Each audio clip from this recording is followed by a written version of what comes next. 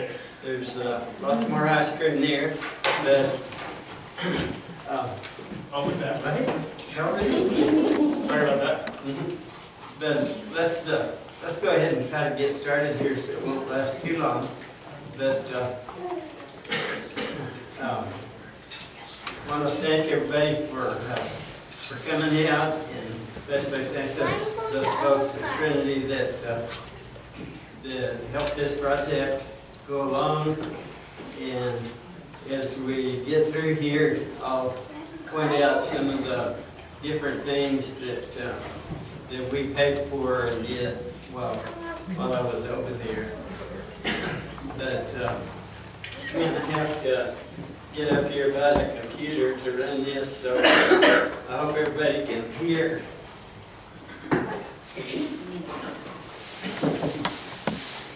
This is starting out in London at the airport, and you know it's a long ways from a place like that to a place like this, and it's not just the miles. It's a long ways from $8,000 watches to a place where you have people living in such poverty. And that again is at the airport and the restaurant. This is the school food out at the cafeteria. Oh, let me stop this just a second.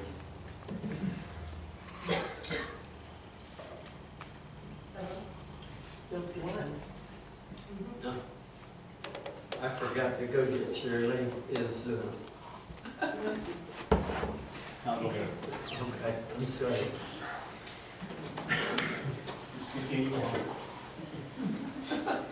But that's the route that I took from London, and it's a pretty long, boring trip down to that part of the world. So I set up my flight to stop in Cairo, stop over for part of a day, and that was pretty fascinating. And over here on the back table is a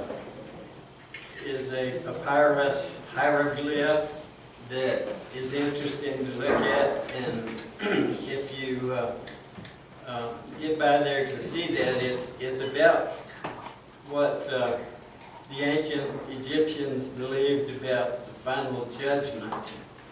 So if you want to look at that after we get through, I'll be happy to show it to you. The gist of it is that the person's heart needs to weigh less than a feather in order to go on to their final reward. So that trip from Cairo we went to Dar es Salaam, Tanzania, and stopped there, and then came back to Nairobi.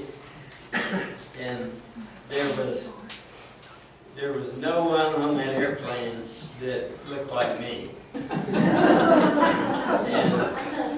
it was such an interesting experience. You know, I wrote a note that was in the bulletin last week about there was a guy near me that was a Jewish commodity trader, and he was on his way to Tanzania to buy pineapples and ship them somewhere. And I thought, boy, that would be a cool occupation, to fly around the world like that and buy and sell stuff. And he asked me what I did, and I told him we had a little farm and a few cows, and he said, oh, that would be his dream life. To have a little farm and a few cows. That kind of got me.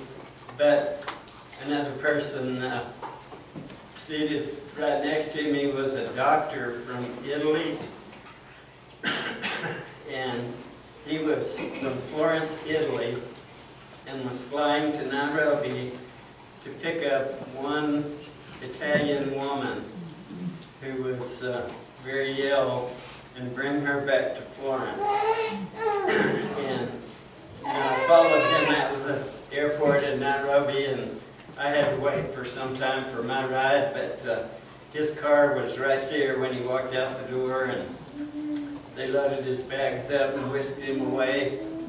And I thought, how many people in Nairobi need to see a doctor that this guy is driving by, and he's going to get one woman and take her back to Italy. But that's a strange world that we live in.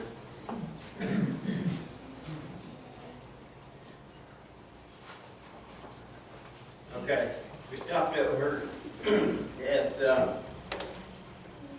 pyramids, which are just right outside of Cairo. You can see the city back there in the background. And I mean, this is a real desert. Whoops. I'm sorry. We think that, okay, what did I do that one? Here it is. Oh, you started over. Okay, let's see if I can skip up here.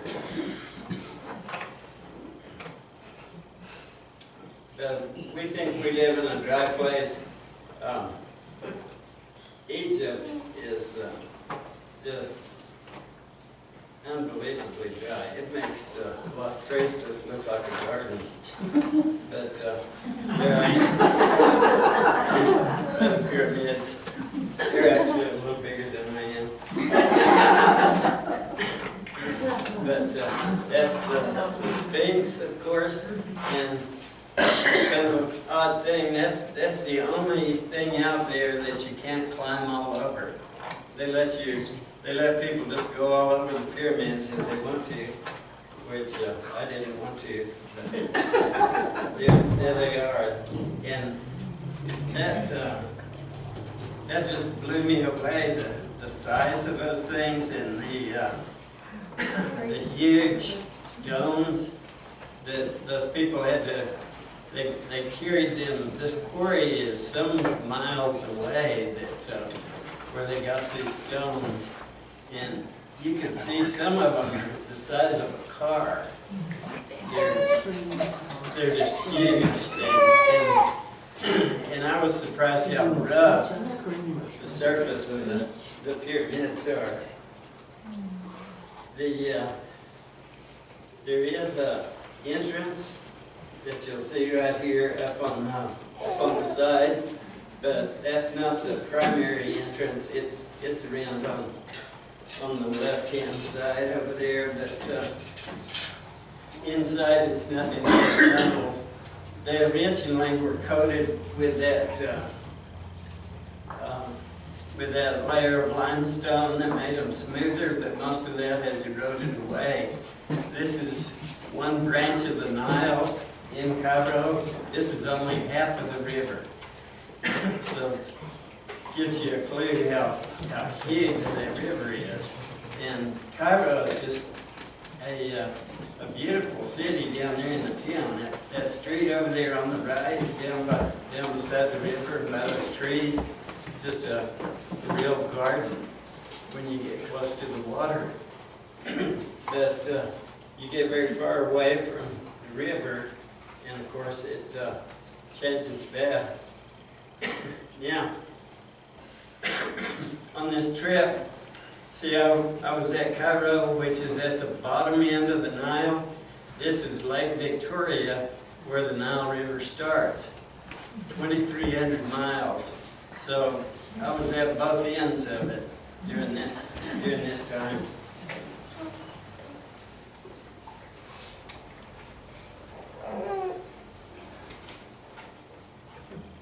And that's the Egyptian Museum there in Cairo, and it is so full of stuff that they have to park a bunch of the thousands of year old ancient artifacts outside by the air conditioners.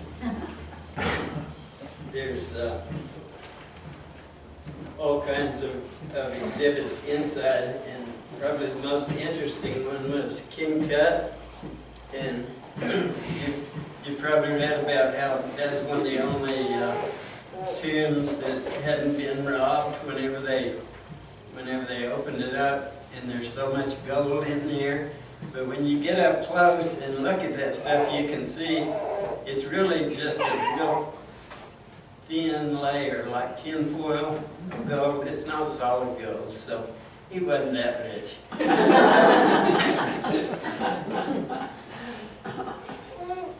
He just thought he was. Yeah. Okay, this is going through Cairo. For miles, you know, they had a revolution several years ago. One of the complaints of the people was poor housing, so the new government promised to build a bunch of new housing, and they did start it. And like I said, you go by miles of houses just like this, or apartment houses, and they're all unfinished. And that's kind of a analogy to the rest of Africa. You go in and see so many unfinished projects, stuff that has been started and never finished, and you can see people are living in there. They just went ahead and moved in. My guide said it hadn't been worked on for the last few years because the government ran out of money. But reminds you of that verse from Luke about who would build a tower without calculating the cost, you know. But it's a common sight all over Africa to see unfinished projects. That's a little coffee house that was down on Tahrir Square. That's my guide that took me around. Okay, we went from Nairobi and drove out west. It's only about 220 miles out there where we were. It's about 10 miles from Lake Victoria, but it took about 11 hours to drive out there. So as you can see, it's part of it's a real nice road, but the traffic is just so terrible, and people are they're driving outrageous, and that's some of the, I don't know what kind of flower, but Bird of paradise. was it? Okay. That's a scene out of the car down in the streets in downtown Nairobi, and you'll notice a guy pulling a hand cart. He outran us down that street. It's just a zoo of cars and people walking and bicycles and motorcycles. Such a terribly busy place. This guy was roasting and peeling sweet potatoes there on a little grill and selling those. I watched him and didn't see him selling any, but that's a typical street corner down there. You may have seen pictures like this, and they really do pile stuff up on buses and trucks. I stood there while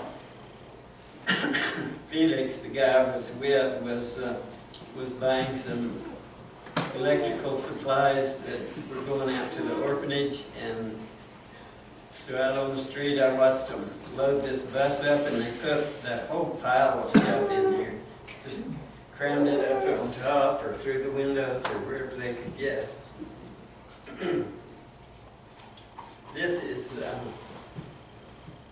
is on the highway where the slum called Kibera touches the highway. We didn't this time go down into any of the slums, but the majority of the population of Nairobi lives in the slum. You know, one or the other. There's 6 or 8 slums in the city, and This one right here is Corigocho slum. And the children's center that I'll show you in a minute is just about a block outside of Corigocho slum. And a lot of the kids that come there during the day live in the slums. And it's just a horrendous place. We were in there the last time that I went, but Tom has just about stopped trying to do ministry in the slums except for the children, you know, trying to help educate and take care of the kids that they can get, because it is such a tough place and so hard for anybody to get out of if they ever end up there. That's actually Tom's house, it's the place that he rents over on the right, and it's in a real nice gated neighborhood there in Nairobi. And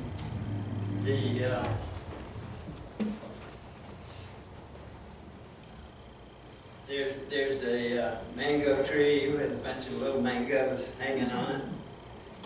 But right here, you can see the monkeys. That's out on the street in front of his house.